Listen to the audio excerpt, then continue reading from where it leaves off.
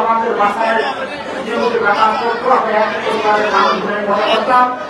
আমি সবচাইতে খুশি হয়েছি।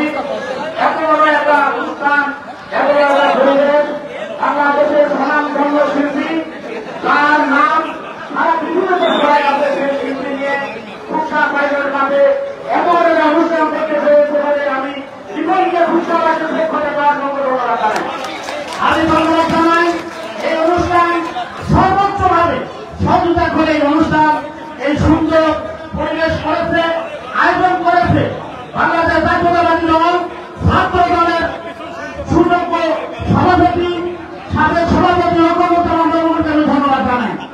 আমি ধন্যবাদ জানাই রবি হায়ান জসিমকে, তার সহযোগিতায় অনুষ্ঠান হয়েছে। সুমন তারও সহযোগিতা আছে। তাই আমি খুশাবাসীকে অনুরোধ করবো আপনার রিপনের অনুষ্ঠানকে সহযোগিতা করবেন। রিপন কথা দিয়েছে খুশাবাসীর সাথে থাকবেন না, আগামী দিনে আরো ভালো কিছু দেখা যাচ্ছে জন্য রিপনের আপনারা সহযোগিতা করবেন। খুশাবাসী রিপনের সহযোগিতা করলে ইনশাআল্লাহ আরো ভালো কিছু দেখা যাবে। রিপন অত্যন্ত ভালো ছেলে, খুশাবাসীকে অনেক প্রাণের চেয়ে বেশি ভালোবাসে, সারা জীবন ঢাকাতে কাটায়, কিন্তু ওর মন প্রাণ ভালোবাসা খুশায় থাকে। তাই আমরা খুশাবাসী রিপনের সহযোগিতা করবো। আগামী দিনে রিপনের হাতকে শক্তিশালী করার জন্য আমরা সর্বোচ্চভাবে চেষ্টা করবো। আমরা জানি আমরা কিছুদিন আগে সংবাদ পেয়েছি আমাদের মধ্যমণি খুশা কুমারখালী 4 আসনের মনোনীত সংসদ সদস্য সাবেক সংসদ সদস্য ফয়েজ মেহেদী নামে তুমি 4 আসনের নমিনেশন পেয়েছেন, এটা আমরা শুনেছি। তাই খুশাবাসী সবাইকে জানাতে চাই এই ধানের শীষ নিয়ে মেহেদী আসলে আমরা সবাই কাঁধে কাঁধ মিলে তাকে বিজয়ী করার জন্য প্রয়োজন আমরা তাই করবো ইনশাআল্লাহ। আমরা বলতে চাই এই খুশা কুমারখালী মেহেদী ঘাটি, এই খুশা কুমারখালী মাটি মেহেদী ঘাটি, কুষ্টিয়া জেলার মেহেদী উন্নয়ন নেই এমন কোন কাজ নয় বলে আমি মনে করি। তাই মেহেদীর হাতকে শক্তিশালী করার জন্য আজকের আয়োজন করেছে রিপোর্ট। এত লোকের সমাগম এই মাঠে বিগত দিনে আমি দেখি নাই বলে মনে করি। সেই আয়োজন করেছে রিপোর্ট। সর্বোচ্চ সহযোগিতা, অর্থ ব্যয়, শ্রম, মেধা সবকিছু করেছে। তাই আমি খুশাবাসীর পক্ষ থেকে রিপনকে আবার ধন্যবাদ এবং কৃতজ্ঞতা জানিয়ে আমার সংক্ষিপ্ত বক্তব্য শেষ করলাম। আল্লাহ হাফেজ। বাংলাদেশ জিন্দাবাদ, শহীদ জিয়া অমর, খালেদা জিয়া জিন্দাবাদ, তারুণের অহংকার তারেক জিয়া জিন্দাবাদ, জিন্দাবাদ, জিন্দাবাদ। খুশাবাসী বিশেষভাবে ধন্যবাদ জানাই ঢাকা থেকে আগত প্রান্তীয় খুশাবাসী, ঢাকা থেকে আগত বাংলাদেশ চলচ্চিত্রের অন্যতম আর্টিস্ট সাকিব খানের সহধর্মিণী, ওনার সঙ্গে আগত সদস্য হিসেবে আসছেন কাদরি ভাই।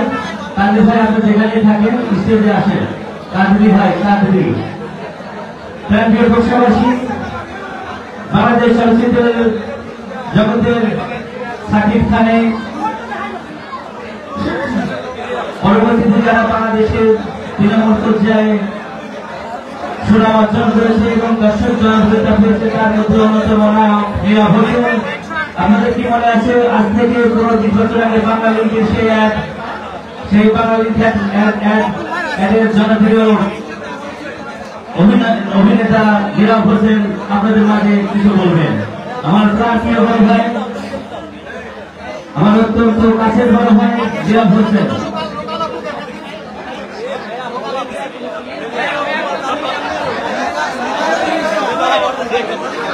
লাল শাড়ি আপনাদের মনে আছে কিছুদিন আগে রিলিজ হয়েছে লাল শাড়ি।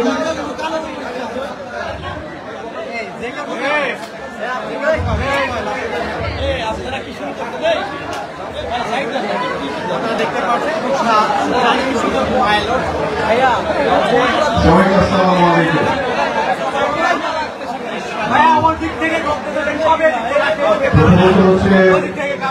পাইলট হাই স্কুলের বাসায় এসে প্রোগ্রাম দেখতে এসে বসার মতো এরকম একটা জায়গায় এত বড় একটা স্পেস এত বড় একটা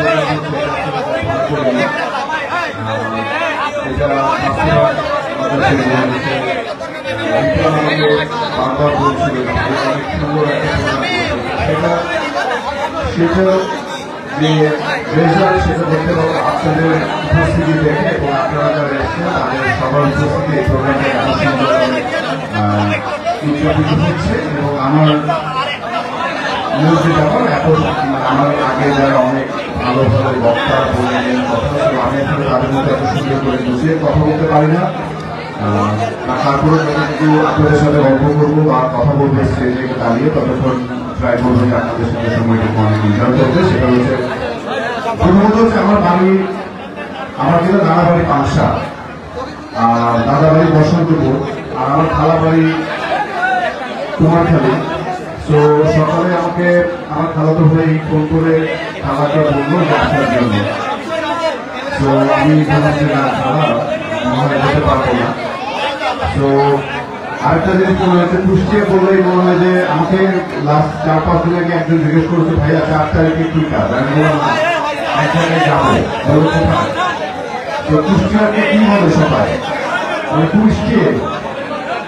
তো কুষ্টিয়া আসার অনেক আগে থেকে ইচ্ছে ছিল এবং আমি বহুবার এসেছি, আমি সিলেটে আসছি আরো 7-8 বছর আগে। তো আজকে আমাদের এই যে আয়োজন সেই আয়োজনের সাথে আসলে আমি সম্পৃক্ত হতে পেরে খুব ভালো লাগছে এবং আমি অলরেডি বলছি রিপন এত সুন্দর একটি আয়োজন করেছেন তার সাথে ভালো লাগছে আপনাদের সবাইকে দেখে এবং এত পরিচ্ছন্ন প্রোগ্রাম যে পরিচ্ছন্ন প্রোগ্রাম মানে আমাদের মনে হয় মানুষ অনেক বেশি এক্সাইটেড হয়ে থাকে, মানুষ এই গরমের মধ্যে বসে থাকতে পারে না, এত সুন্দর করে বসে বসে সবাই প্রোগ্রাম চলছে। আমার কাছে মনে হয় সেই জন্য এখানে যারা আছেন তারা সবাই মিলে আমাদের প্রশাসনের ভাইরা আছেন তাদের জন্য একটা কমদামি হয়ে যায় এবং তাকেও মানে আরো কমদামি যারা এত সুন্দর করে যারা 4-5 দিন তো আমার মনে হয় নির্ভুলভাবে তারা এত সুন্দর করে আয়োজনটা করেছেন আয়োজন থেকে শুরু করে। কারণ একটা কাজ যখন হয় যেটার পেছনে অনেক গল্প থাকে সেই গল্পের সাথে জড়িত যে মানুষগুলো আছে তাদের জন্য অনেক বেশি থ্যাংকস আমার পক্ষ থেকে এত সুন্দর আয়োজন করার জন্য। এবং রিপোর্টের কথা না বললেই নয়, রিপোর্টকে আমি চিনি অনেক বছর 7-8 বছর 10 বছর রিপোর্ট অসাধারণ একটা ভালো ছেলে এবং আমি জানি যে রিপোর্ট যখন ঢাকায় থাকে এবং যখনই কোনো কাজ শেষ করে রাতে বা সন্ধ্যায় যখন দেখা হয় তখন আমি এই খুবসার গল্পই করে। তো রিপোর্ট যখন বারবার খুবসার গল্প করে আমার কাছে মনে হয় আমি মনে হয় অন্য দেশের কোনো মানুষ। তখন আমি রিপোর্ট তুমি আমি তো রাজবাড়ির মানুষ, তুমি আমাকে বারবার খুবসার গল্প কেন করো। তো মানে আমার কাছে যেমন রাজবাড়ি কুষ্টিয়া অনেক দূরের কেউ না, তো রিপোর্টের কাছে খুবসা অনেক দূরের কেউ না।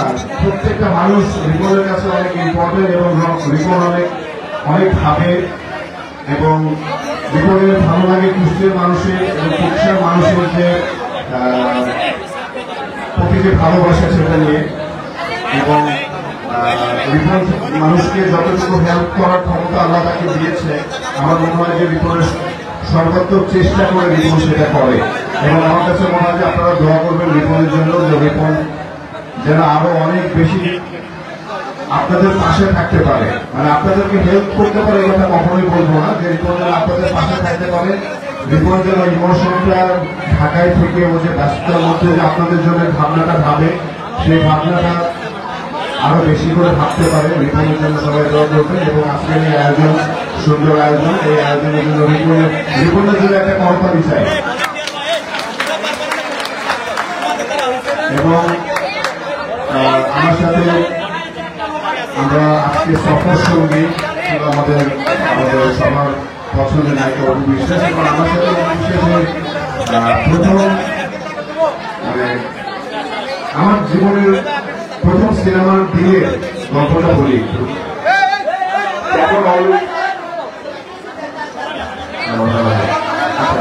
তখন অলরেডি অপু বিশ্বাস সুপারস্টার এবং আমার প্রথম দিনের শুটিং। তো আমি একটা ছবি করেছিলাম, আমার ছবিটার নাম ছিল ওম বেগুনা হৃদয় সাথে। সেই শুটিং করতে গিয়ে প্রথম অপু বিশ্বাসের সাথে আমার গানের শুটিং দিয়ে প্রথম দিন শুরু হবে। তো ওই দিন কাজ করতে গিয়ে আমার কাছে মনে হয়েছিল যে মনে হয় যে আগে অনেকগুলো ছবি একসাথে করেছি। তো এই কথাটা বলার রিজন হচ্ছে অনেক কোঅপারেটিভ এবং ওপেনলি আমার মনে হয় যে যারা আরো অনেকদিন ধরে ছিলেন তারা সবাই জানবে যে আমি রিপন এবং এই বিশ্বাস আসতে আমাদের সাথে আরো একজন ছিল তাড়াতাড়ি খুঁজে পাওয়া যাচ্ছে না। আমাদেরকে এই ঠিকানা যোগাযোগ করবে, ঠিকানা হচ্ছে তাদেরকে খুঁজে পাওয়া যাচ্ছে না স্টুডেন্টদের। আর সেটাই বলছিলাম তাদের ছিল আমাদের সফর সঙ্গে আমরা সুন্দরবনে এসেছি, বাট আমাদের আসলে আরো আগে আসার কথা ছিল, আরো আগে পৌঁছানোর কথা ছিল। বাট আজকে যেহেতু বৃহস্পতিবার ঢাকা থেকে সকাল থেকে বের হতে হতে অনেক লেট করে পৌঁছে তারপরে তো আপনারা তারপরেই অতি আগ্রহে আছেন এবং এটার জন্য আমার পক্ষ থেকে অনেক অনেক ভালোবাসা। এবং অলওয়েজ একটা কথা বলি, আমার কাছে মনে হয় রিপন যে জিনিসগুলো করছে রিপনের কাছে এবং এগুলো যারা বড় ভাইরা আছে সবার কাছে একটা রিকোয়েস্ট করবো, সেটা হচ্ছে আমাদের এখানে চাইবো যে খুচরা যে পয়েন্টে আছে সেই পয়েন্টটা যেন অলওয়েজ অবশ্যই একটা সিনেপ্লেক্স করা হয়, স্টার সিনেপ্লেক্স বা সিনেপ্লেক্স মাল্টিপ্লেক্স, যেখানে এসে মানুষ সুন্দর করে ছবি দেখতে পারবে।